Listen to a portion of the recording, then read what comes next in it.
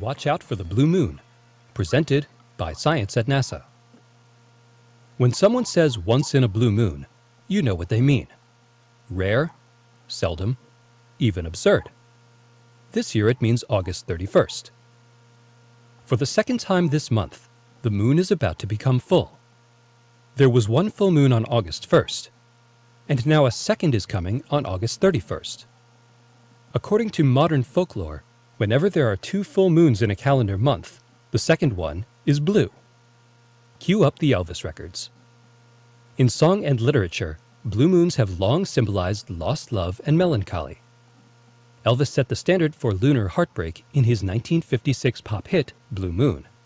But will the moody moon of August 31st actually turn blue? Probably not. Most blue moons look pale gray and white, indistinguishable from any other moon you've ever seen. Squeezing a second full moon into a calendar month doesn't change the physical properties of the moon itself, so its color remains the same. With that caveat in mind, however, be aware that on rare occasions it can happen. A truly blue moon usually requires a volcanic eruption. Back in 1883, for example, people saw blue moons almost every night after the Indonesian volcano Krakatoa exploded with the force of a 100-megaton nuclear bomb. 600 kilometers away, people heard the noise as loud as a cannon shot. Plumes of ash rose to the very top of Earth's atmosphere, and the moon, it turned blue. Krakatoa's ash was the reason. Some of the ash clouds were filled with particles 1 micron wide, about the same as the wavelength of red light. Particles of this special size strongly scatter red light, while allowing blue light to pass through.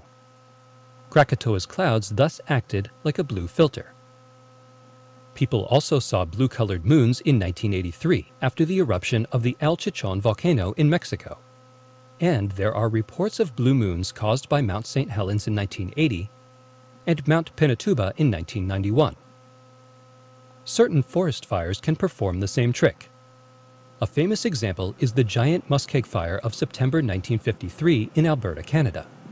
Clouds of smoke containing micron-sized oil droplets produced lavender suns and blue moons all the way from North America to England.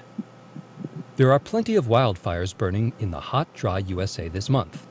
If any of them produce smoke with an extra dose of micron-sized particles, the full moon might really turn blue.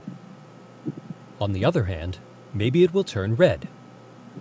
Often when the moon is hanging low, it looks red for the same reason that sunsets are red.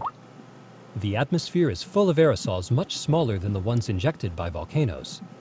Measuring less than a micron in diameter, these aerosols scatter blue light, while leaving the red behind. For this reason, red blue moons are far more common than blue blue moons. Sounds absurd? Yes, but that's what a blue moon is all about.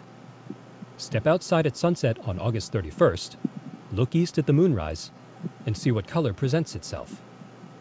For more news about moons, big, blue, and otherwise, visit science.nasa.gov.